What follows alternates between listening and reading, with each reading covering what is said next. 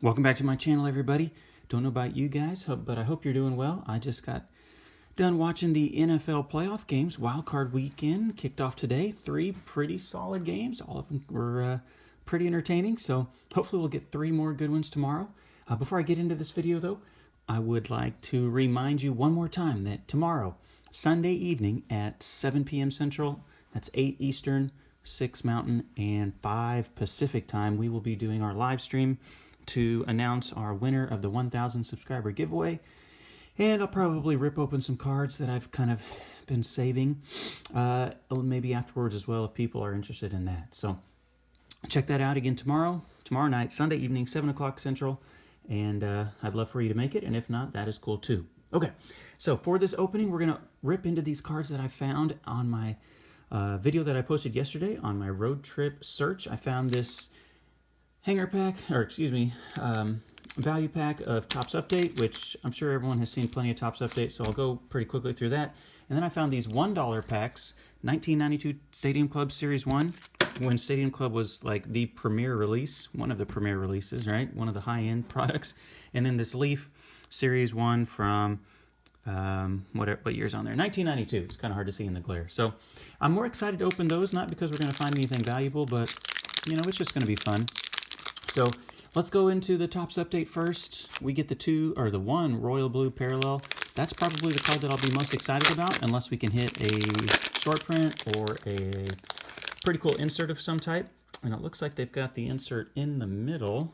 So I'll try to, I can see it's a turkey red. I'll just try to spin it around. I'm not going to spend too much time going over these players one by one. I apologize if that disappoints you, but at this point in the year, we've all seen most of these guys. Almost everyone, including myself, gets kind of freaked out. You think that's the Rosarina, but it's not. Josh Harrison. Lopez isn't with the Royals anymore.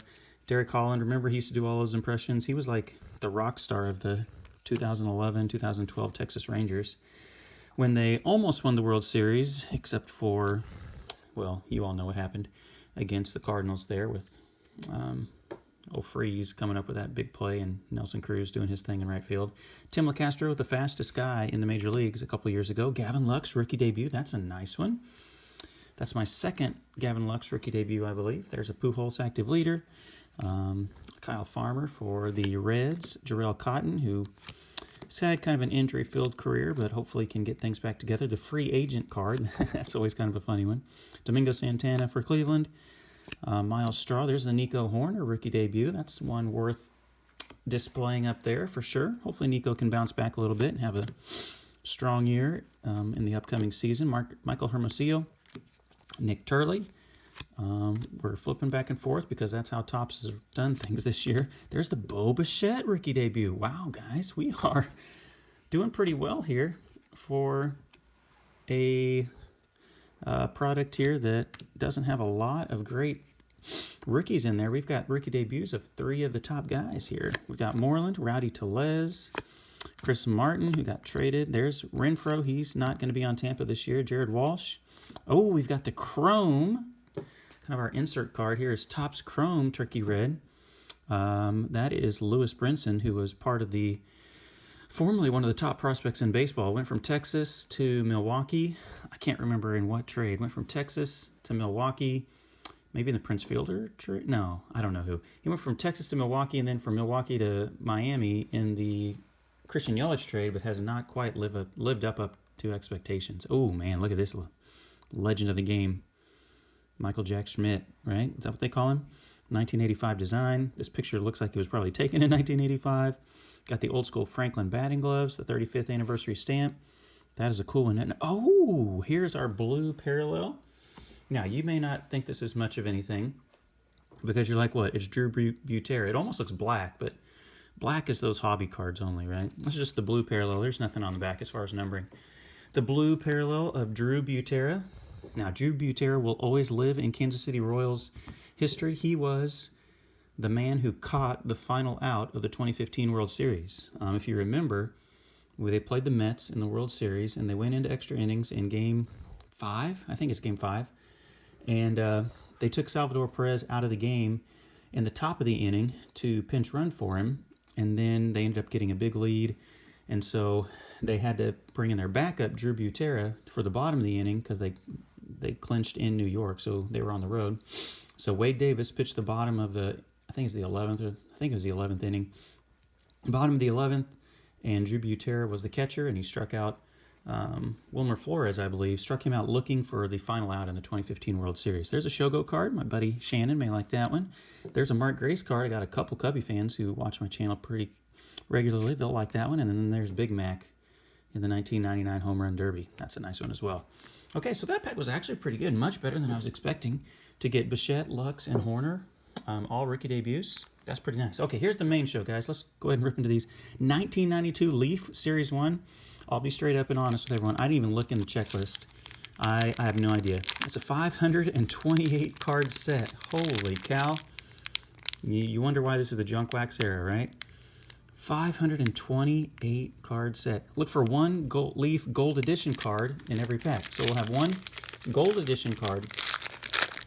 We'll see what these look like. I don't even remember the design. Oh yeah. I used to have plenty of these as a kid. Let's see if I can remember these guys. Robbie Thompson for the Giants. Oh, this must be our special one. Look at those glasses. Oh, classic. Chuck McElroy. That thing is awesome. This is like before numbered cards, so like flipping it over to the back to look for a number on the back, and you're not even gonna do that. Let's cover up Lewis Brinson. I mean, come on. It's Chuck McElroy, guys.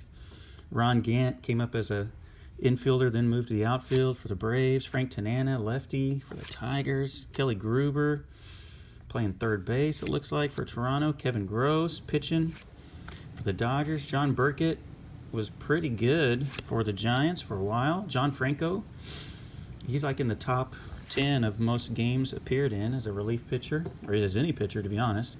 Mark Langston was a stud, left-handed pitcher for the Angels. Dave Gallagher for the Mets, I don't remember him as much. Greg Harris, wasn't there like two Greg Harrises? There's like a Greg Harris and then like a Greg W. Harris? I don't remember. Doug Henry, I believe he's a pitching coach in the major leagues right now. I don't remember for what team.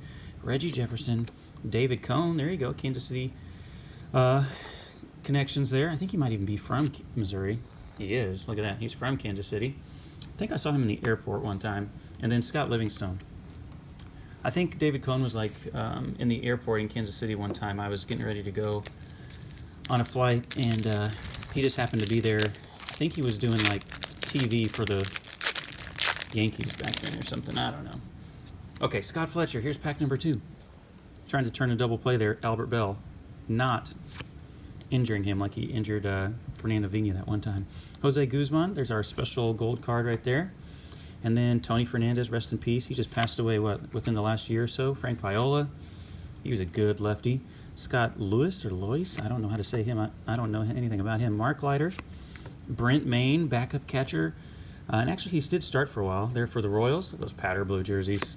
Going the other way, we've got Mel Hall for the Yankees. Mark Lemke for the Atlanta Braves. I wouldn't say he was a big part, but he's kind of a role player on their teams that went to the World Series and at least made the playoffs. They didn't always go to the World Series. There's our first Hall of Famer, unless I missed somebody. Dennis Eckersley. And we'll put him off to the side. There's Bill Spires. Steve Olin, I think he might have passed away. He's a submariner. I could be wrong on that.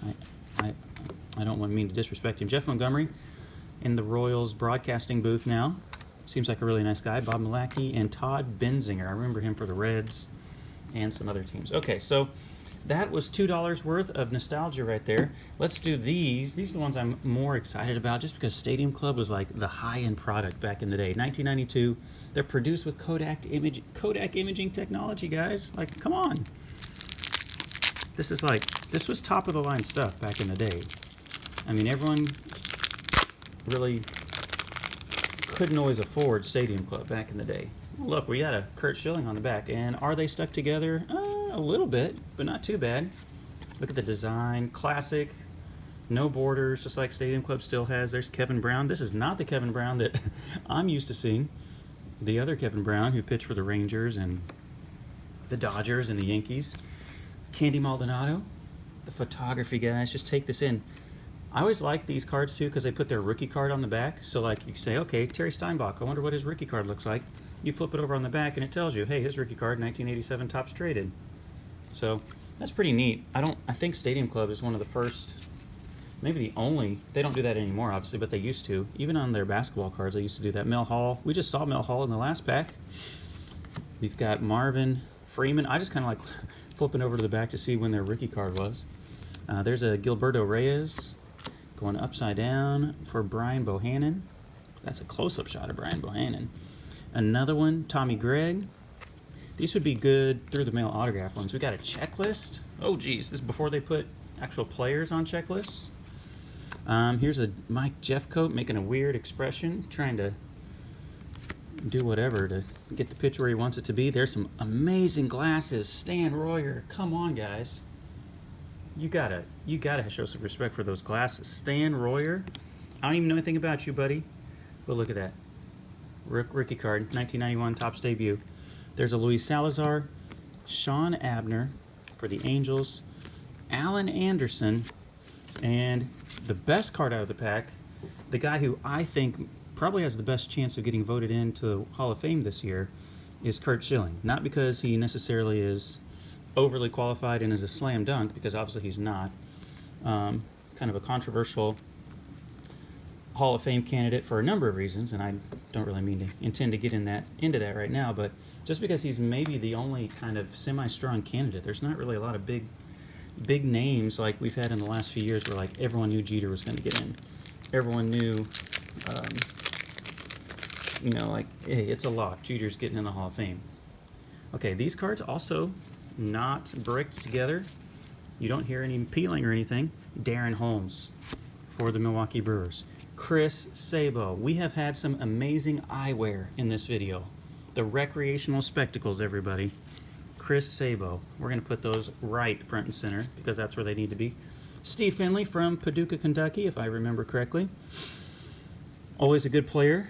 Never, not a Hall of Fame caliber player, but a very good player. Gene Larkin. Oh, you can be a member of the Topps Stadium Club membership from 1992. Don't really think I need to do that right now. Lenny Webster for the Twins. We've got Eric Yielding. We've got, flipping it upside down, Dave Stieb. Very good pitcher for Toronto.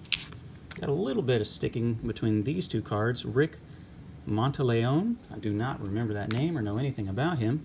Paul O'Neill. Do you guys, you Yankee fans or even just baseball fans, you remember when he got mad out in the outfield?